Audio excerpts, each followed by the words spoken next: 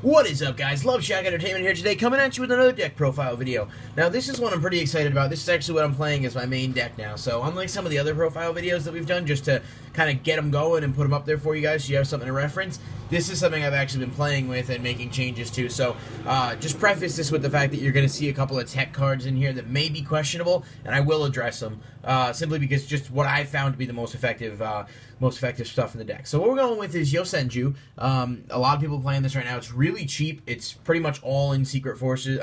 Secret Forces, sorry, with a couple of cards in Secrets of Eternity. But it's not, it's less than $100 to build the whole deck, with the extra deck. So pretty cool deck. I'm having a lot of fun playing with it, and it's got a lot of effectiveness. So I'm going to go right ahead and jump into this, because I know a lot of the deck profile videos spend way too much time talking and not enough time explaining and whatnot. So triple YOSENJU, 3, that's pretty much a necessity. That's the searcher of the deck. Triple YOSENJU, 1, this is the one that lets you bounce a card on the field back to the hand if you control another YOSENJU, so it's really useful to get around some stuff. And triple YOSENJU, 2, it can attack directly, but it does half damage, and it combos really well with 3, and it also has some applications with 1 as well. So you play those all at 3, they set up multiple combos, and of course when you summon 1, you can then normal summon again, so you can basically fill up the field pretty quickly if you open with a solid hand. So triple of all of those. 2 YOSENJU Shinshu L. Sorry, I should probably put that up a little bit. It's the pendulum. I don't really play the other pendulum because I just don't think it's necessary. But this one, if it's normal summoned, you change the defense position. Your opponent cannot target YOSENJU monsters you control for card effects except this one. And if you play it in the pendulum zone, if a YOSENJU you control will be destroyed, this is destroyed instead. So mainly the reason that I like this is the fact that you can...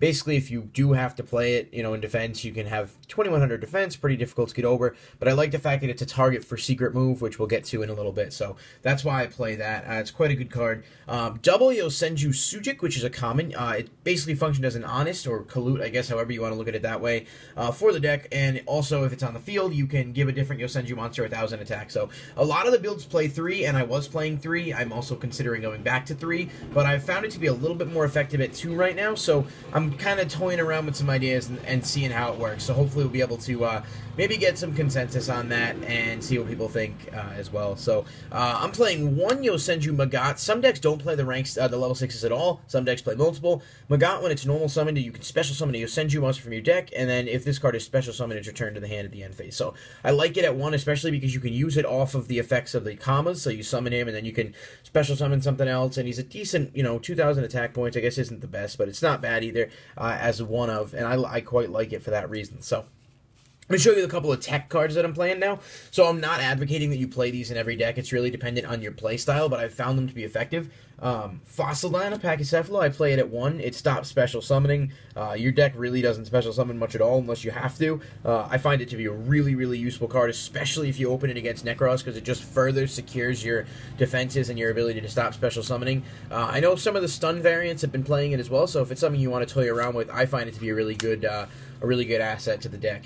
Now, I'm playing 1 Brotherhood of the Firefist Bear. I like it a lot. Obviously, it's searchable off tanky. It's a Beast Warrior, but it does hinder some hands sometimes and make it so that you can't do things as effectively. So I could understand the reasoning behind not wanting to play it, but for me, it's good to get over stuff that maybe you can't get over, inflict some damage, and then get a tanky out, and you can just kind of combo up and set up some plays there. So I like it a lot. I could definitely understand if somebody was like, yeah, I don't want to play it. I think it's really cool at 1. I think it's an interesting choice. And it's just access monster removal that sometimes you can't do if you don't draw into the right pieces. So it's not bad to have. And I'm playing 1 Garuda the Wind Spear. Now, some people are going to look at this as weird because obviously the deck doesn't special summon all that much.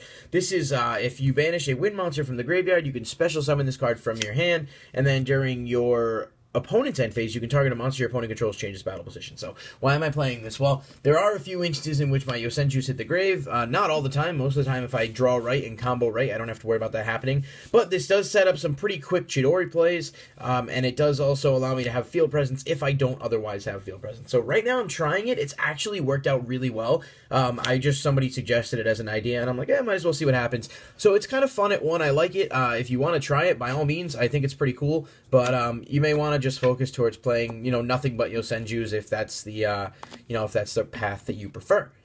So, let's go on to the spells, and play triple Fire Formation Tanky. I don't really think that needs to be explained all that much. It's a searcher for the deck. You can pretty much search every card in the deck, with the exception of, like, 1 or 2 that I play. But if you're not playing the Dyna and the other thing, you can search literally anything in the deck.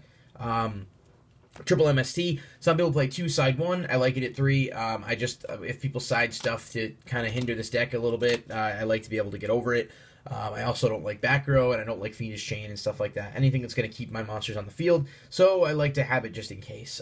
Triple Pot of Duality, again, I don't special summon in this deck much at all. In the instances that I do, I would much rather have Duality to set up some plays and some consistency combos, so, you know, that pretty much speaks for itself. Snatch Steal, obviously. Book of Moon, again, obvious, one of the best cards in the game.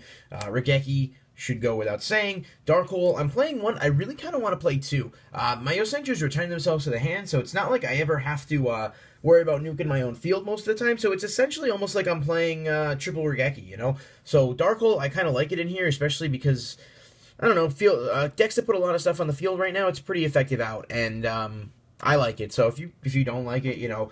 Now here's the one. The last spell is Yosen Training Ground. So I've been playing it at 1, but I kind of want to up it. The other thing is, though, you can only use it once per turn, regardless of how many copies you control. So for me, it's like, well, do I want to have that extra spell, or do I want to devote that space to something better? So my number, I'm leaning towards 2. I think 3 is overkill, but maybe someone's going to tell me that I'm wrong on that. If this was Gateway of the Six Samurai, I would obviously max it out, but it doesn't work the same way. So I don't particularly think it's all that necessary all the time, but if you definitely, if you want to play multiple copies of it, I can't fault you for that. So I'm thinking of upping it to 2, and 2 would probably be my recommended number. But, you know, toy around with it, see what you can come up with. And then finally, moving on to traps, I play triple Vanity's Emptiness. Doesn't hurt you at all. Literally stops decks like Necros in their tracks. You can, if you open with this and a Dyna, you can more or less secure game. Obviously an awesome card, really good, especially in this deck. Double Secret Move. Now, I don't play all the pendulums, I just play 2. So Secret Move for me is not something I max out, simply because I'm not always going to have all those options on the field. I'm choosing to play a few tech cards in here, rather than just straight up, you know, only YOSENJU monsters and stuff. So I found this to be more effective at 2. I do side the third one, because if there are some instances in which I decide I want to put the pendulums in, you know, against different decks, depending on the matchup, it's good to have it. I think it's really effective to have against, like, you know, Ritual Beast or something, because that does a lot against that particular deck. Double Mirror Force, card I really like right now. The card was out of favor for a while, but it gets around Necros and other decks that kind of FTK, or, well, not FTK, but, you know, can put enough damage on the board to OTK in one turn, which is why I think it's such a useful card. I love it. I think it's working really well for me right now, so I might actually up it to 3, but right now 2 seems to be a pretty solid number.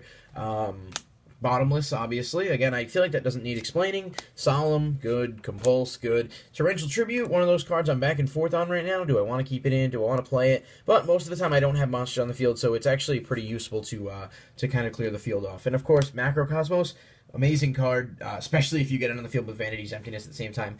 It's really useful. It still hinders a lot of things, even though it doesn't do too much against Necros, but it does a lot against other decks like Burning Abyss and even, well, not Ritual Beast, but some of the other decks out there. I'm not really sure what it would do against Cliff Forts, but I still like it. Now, as far as side deck goes, my side deck is incomplete, so I'm not saying don't build a side deck for this. I'm just saying you may not want to use my side deck as an example, because what I have right now is kind of limited. I play 2 Gores. There aren't a lot of matchups which I want to side this in, but those rogue decks that like to play big beaters and stuff, sometimes it's kind of useful to have it, especially because the field's going to be kind of empty. 2 Banisher of the Radiance. It really just stacks up on what Macro does, but it's still useful against Burning Abyss. 2 Royal Decree. If I'm siding in Decrees, I make a lot of changes to the matchup, because I obviously main a lot of traps, so I have to side a lot of stuff out. There's been a couple of instances which I've used them, but it's mainly for the rogue matchup, and it probably isn't the best option depending on what the formats around you are like.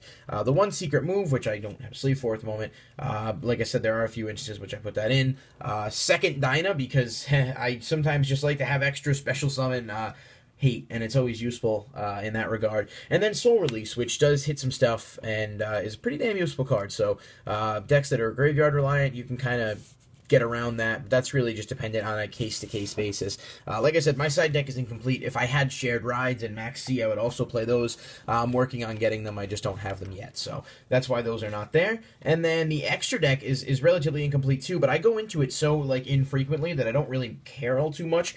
Gaga Cowboy, I'd rather play this at 2 or 3, honestly. You have so much space, and it's like you can swarm the field with your OTKs, and you can kind of push per game with multiple Cowboys, so I would probably say 2 or 3. Abyss Dweller, again, obviously still a really good card. Rhapsody and Berserk, this hits stuff, particularly the rogue matchups. A lot of people in my area play Light Swords, and it's just one of those things that is useful to have when you need it. Direwolf should go without necessary, I guess. Castell, again, doesn't really need to be explained. Exciton, Silent Honor Arc, and of course, you know, the best rank 4 that this deck can make is Lightning Chidori. In the instances that I do Exceeds, it's always Chidori that I go into 90% of the time. I think it's a fantastic card. I think it's part of the reason this deck is as strong as it is, because Chidori is an absolutely amazing card.